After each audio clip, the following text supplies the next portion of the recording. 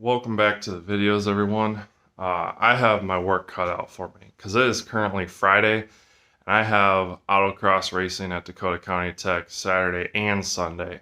However, I have to deal with this persistent coolant leak that the car has had for a while now, and there's also an issue with the driver's seat mount, and it has been busted since autocross week, and I forgot about it. I raced at Corvettes, Minnesota, and it's only getting worse, so I gotta pull the driver's seat out and fix that before I can go this weekend. So I have like not even one day because I have to work today, so hopefully we can get it fixed in time, but you'll have to stay tuned to find out what happens. For this coolant leak, I'm gonna start out by simply just replacing one of these hose clamps, because when I was tightening it down the other day trying to fix this issue, it started to like really bind up. And I think the issue was that oh yeah, it's not even close to being tight. Alright, so I got two of the hose clamps off, and they were both either loose or just kind of not tightening. And one of these was like soaked in coolant, so I think I found the issue. But honestly, I think I just need to get better hose clamps. It seems like these ones with the metal bands inside of them are not as good, but I'm not sure. We'll have to try something to make it work. So I managed to get another one of these bypass hoses because they're really cheap and I don't have time to sit and keep chasing issues. So I don't know if there was a nick in the old hose or not, but I'm just gonna replace it just because I need this car working, and if there's nothing wrong with the old hose, I'll just keep that as a backup hose. So I'm currently draining the radiator. We're gonna throw in, I'm gonna replace the hose, and then we'll throw in some distilled water, and I'm just gonna cycle some distilled water and some radiator flush through, just because I don't want to keep throwing actual coolant in when I'm having a leaking issue, because I think this should be the fix, but if this continues, I just want to, use regular water. And there's a lot of like water bottle water in the radiator, and that's not good because all the minerals in that water can create deposits and corrosion. So we're going to use some distilled water and then throw actual coolant in before winter comes. So I still had the factory hose clamps in my like spare parts bin, so that we don't have any like issues with them coming loose in the future, I'm gonna avert back to the factory style hose clamps. They're just a preloaded spring. There's no tightening or loosening them. You just clamp onto them and then put them, kind of hike them up to where they need to be, and then you're all good and they're not gonna come loose on you. The old hose had a little bit of a nick in it, but I think it was just the hose clamp kind of cutting into the skin. I don't think it was all the way through, but I think I'm just going to chuck that hose and run with this new one. The other thing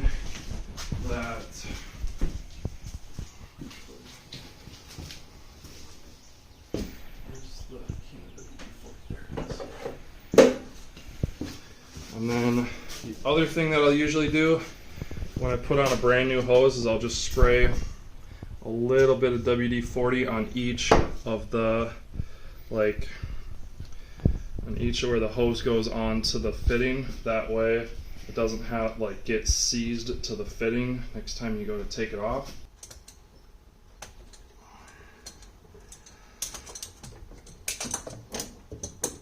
Mend them enough.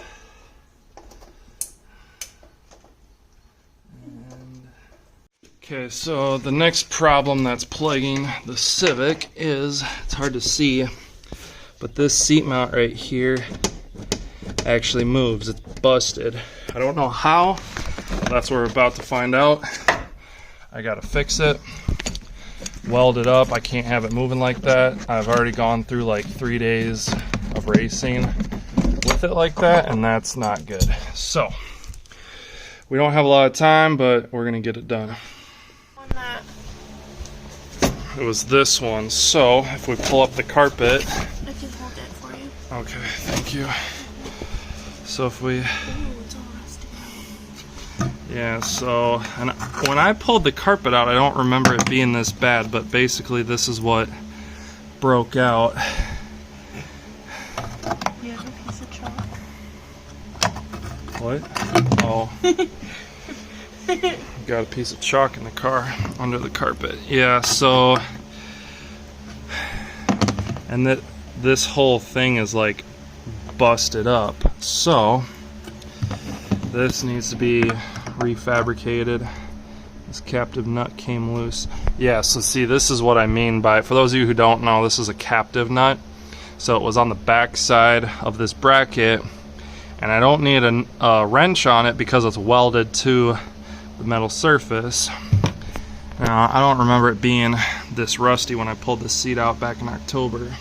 Alright, so I finally got the old bracket out, and actually that's what I got out of the car, is this garbage right here. It's not good, but I chewed up some of the sound deadening around here. I got the bracket up, and there's a little bit left on there.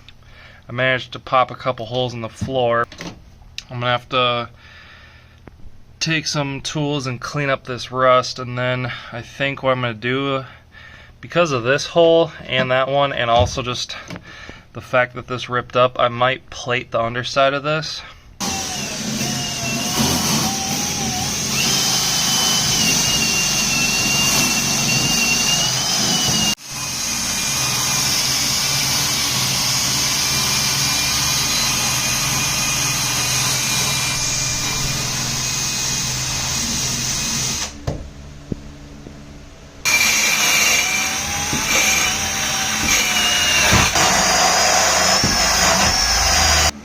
Trying to clean rust off a car, or anything for that matter, anything that's metal, one of these wire wheels or cups is extremely effective. These are what I find to be one of the most effective tools, and you can also get a wheel like this, but the wires are like braided and twisted together when they come off the wheel. There's a bunch of different variations you can get, but overall, just for stripping paint or rust mainly, they're very effective. But you need to be very careful and make sure you always wear safety glasses, because these little wire hairs will come off and like they can, you know, stick in your eyes or whatever, so they'll fly out and whatnot. So make sure you wear safety glasses, but I highly recommend them. So I finally got the whole like top side and the bottom side of the floor pan cleaned up. I got all the rust taken care of. It's currently like 12:30 at night, and I'm not close to being done, but we're trucking along. And there's a huge hole in the floor. There's quite a few holes that I need to like weld up, but there's one really big hole in the floor. And I kind of made this like metal patch that we're gonna weld into the floor to hopefully add some strength, but this is not going to be like what the seat bracket relies on, but I have a hole in the floor that I need to patch. I have this hole in the floor that I need to patch, and so we're just going to put this right in here, and this is going to get welded in place. I kind of bent it a little bit to match the shape of the floor pan, and then I have like that hole there, I have that hole there, that one, and that one that I gotta patch up, but this is my main concern. So we're gonna go ahead and tack this in place, and then we can get it welded up. Let's get it. So I've been working on the floor and run into an issue that I ran into last time, that when I was doing metal this thin, and basically either I've been messing around with the settings, and either I'm burning through the floor pan and that tab that patch panel that I made, or it's not like actually penetrating and it's just balling up on the surface. It's like 1 in the morning, and I need to be at the track at like 7:30, and we're not even close to being done. So either I need to forfeit driving and just go photograph the event, or keep pushing all night and try and get this done, which... Alright, so it's like, what, 1:30 in the morning, and this isn't impossible to fix, but there's going to be a lot of massaging to do.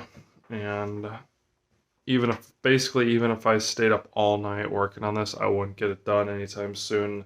And I have a lot of hammering and grinding to do, and I live in a quiet neighborhood, so this is just not a project for tonight. Fortunately, we did have to forfeit the racing that I was going to do today and tomorrow, just because I couldn't get the floor pan done in time. And even if I wouldn't have had problems with the welder, I still wouldn't have got it done in time. It's just what happens. There's a lot of work to do. It's nothing crazy, but I want to get it done right. But I had my friend Cody come over today, and he kind of walked me through all the settings I need to do with the welder to weld sheet metal. And then halfway through welding it, I ran out of weld wire. So I went to the auto parts store and I was able to pick up some more.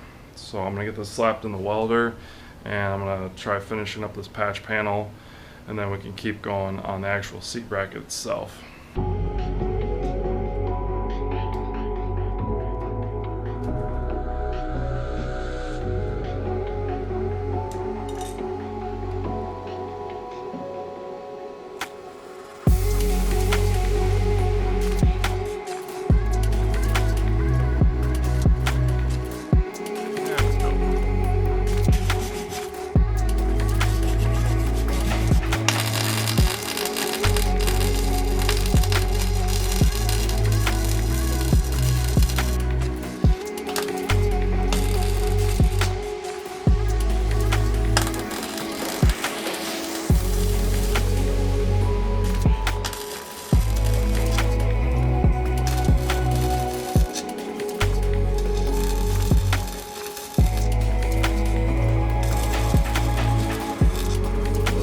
Tricky because it's welding a lot better now, but I'm still burning through the floor pan pretty easily.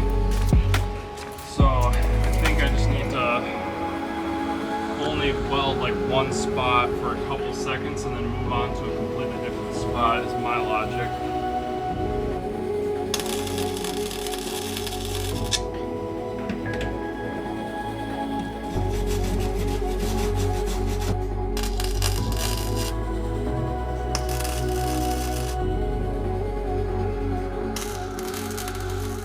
Alright, so this is basically what I have so far in terms of the patch panel, and then also like plugging the holes. It's not pretty, but these welds are solid, and I'm also, before I like finalize this and paint it, I'm gonna grind down some of the welds and redo them. It just looks really bad because there's so many like pinholes, and I just have to like tack on a little bit at a time. But I'm getting good even penetration from each weld, and that's what you want. You want to, as long as you're like molding into each piece of the metal, you're solid. So this will basically be the end of part one of this video. Huge shout out to my friend Cody. Thank you for getting me dialed in on the welder. But if you guys want to see the final product, stay tuned for part two.